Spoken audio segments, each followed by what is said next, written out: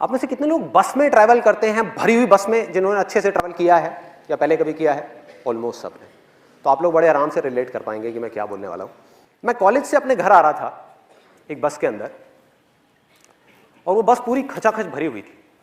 और बस में ट्रैवल करने की मेरे को सबसे ख़राब चीज़ ये लगती है कि उसमें जब बस पूरी तरह से भरी होती है तो सबके हाथ ऐसे होते हैं, और ज़्यादातर लोगों ने डिओड्रेंट नहीं लगाया होता।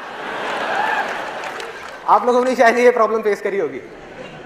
तो हुआ क्या कि मैं ऐसी बस में ट्रैवल कर रहा, बस पूरी भरी हुई, और मुझे एक बड़ी अच्छी खुशबू आई, मतलब कमाल के एक परफ्यूम की खुशबू। और मैंने कहा यार ये क्या है, जहन्नुम में जन्नत दिख रही है, क्या है ये? मैं मतलब उसमें खो गया उस खुशबू में। और मैंने अपने दोनों तरफ देखा, मैंने कहा ये कहाँ से आ रही है? तो मैंने पहले इधर देखा, इधर से नहीं थी। उधर देखा तो मेरे पीछे लेफ्ट साइड में एक लड़की खड़ी हुई थी और उसने परफ्यूम लगाया। ये लड़की के नाम पे वो करने वाली बात। और जैसे मेरी नजर पड़ी कि ये इस लड़की में से ये परफ्यूम की खुशबू आ रही है, तो मेरे फेस पे हल्की सी स्माइल आ गई। और ये स्माइल उस लड़की को देख करके नहीं आई थी, क्योंकि आप लोगों को बैकग्राउंड पता है, उसको नहीं पता था। ये स्माइल आई थी उसके परफ्यूम की वजह से, कि मैंने देखा और मैंने कहा कितना अच्छा परफ्यूम है। तो हल्की सी स्माइल आई, लेकिन उस लड़की को ये डाउट हो गया कि मैं उसको छेड़ रहा हूँ, मैं उस पर लाइन मार रहा हूँ। और वो बिल्कुल गुस्से से मेरे को घूरने लग गई, मतलब उसने गुस्से वाली मेरे को लुक दी, और मैंने फटाफट से अपना मुंह नीचे कर लिया। मैंने कहा भाई पिटना नहीं है तो मुंह नीचे कर लो, भीड़ यहाँ पे बहुत है, बहुत मारेंगे सब मिल करके। तो मैं अपना आराम से ऐसे ही खड़ा हुआ। उसके 10-15 मिनट बाद में, गर्मी बहुत ज़्यादा थी, गर्मियों का टाइम था, और मेरे फेस पे पसीना आया। तो मैंने क्या किया, अपनी जेब में हाथ डाला रुमाल निकालने के लिए। अब ध्यान से देखो मेरा हाथ कैसा है, क्योंकि मैं आपको बता चुका हूँ कि मेरी उंगली मुड़ती नहीं है। तो मैं गया, मैंने जा करके अपनी जेब में हाथ डाला, रुमाल निकाला, और जब रुमाल निकाल रहा था तो वो उंगली जा करके उस लड़की के पैर पे टच हो गई। उसके पैर पे टच हो गई। आपने वो कहावत सुनी होगी, कंगाली में आटा गीला।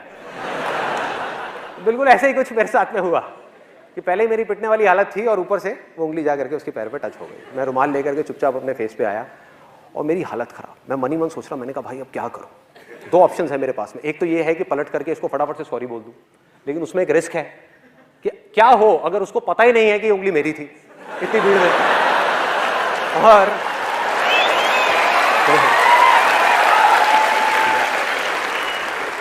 और मैंने बोला तो जबरदस्ती पिटने वाला सीन क्रिएट हो जाएगा।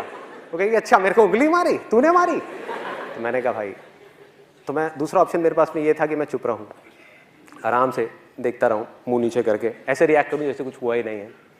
तो मैं सोच ही रहा था इन दोनों ऑप्शंस में से मैं कौन सा चूज करूं। इतनी देर में मेरे यहाँ पर राइट साइड में पीछे से किसी का हाथ आया, मतलब तगड़ा, जैसे सनी देओल का हाथ है ना, 2.5 किलो का हाथ, वो आया यहाँ पे, थड़ थड़ थड़ ऐसे करके। ओए, पीछे से आवाज आई, ओए। मैंने पीछे पलट करके देखा, और उस लड़की के साथ में एक लड़का खड़ा हुआ था, बॉडी बिल्डर टाइप का।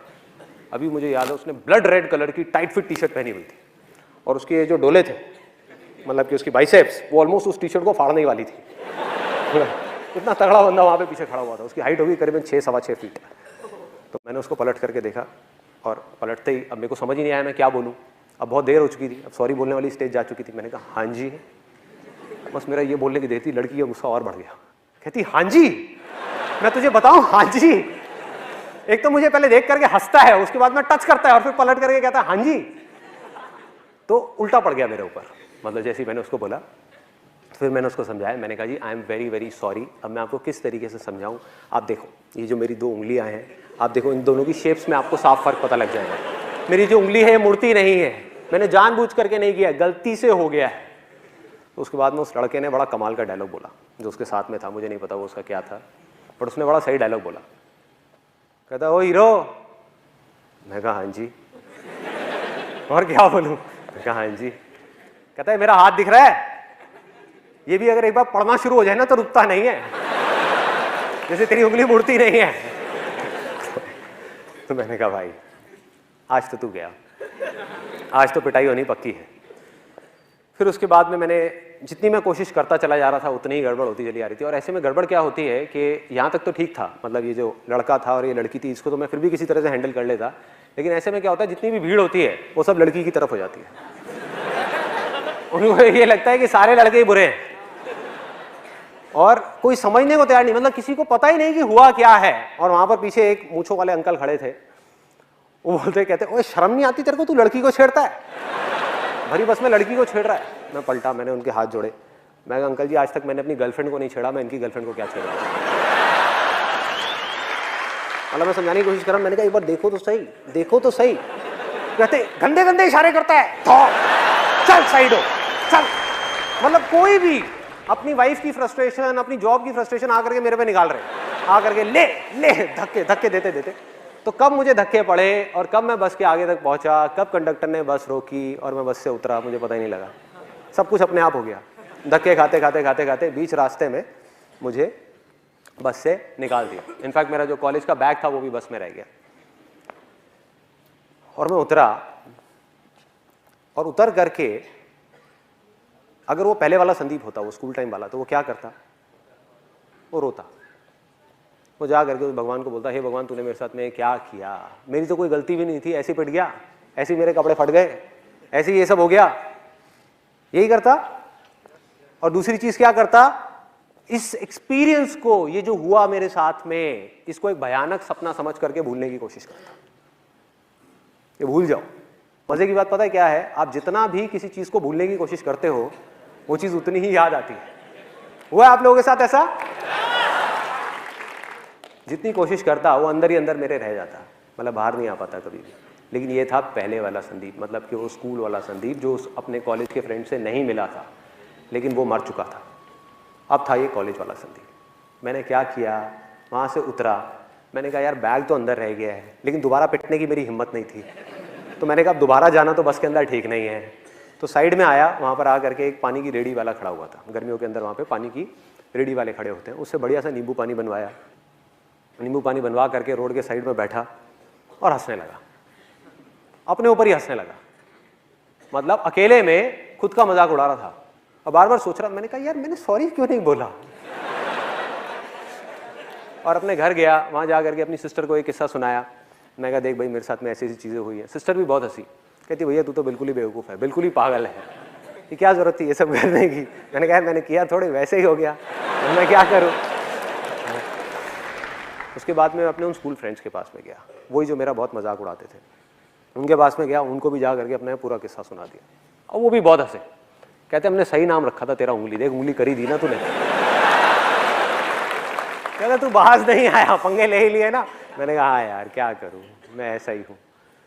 तो अब फर्क क्या था, क्योंकि मैं खुद पे हंसना सीख चुका था, उस समय नहीं आता था।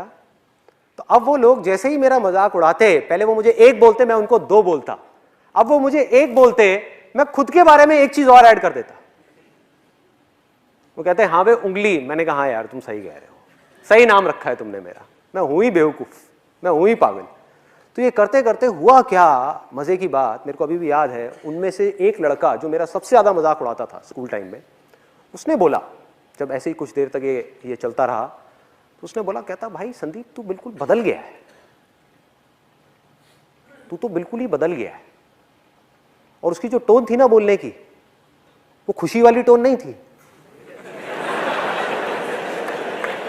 He was in a state of shock। वो सदमे में था कि भाई ये हुआ क्या इस लड़के को, वो सदमे में था। क्यों? क्योंकि उसकी पावर उसके हाथ से चली गई थी।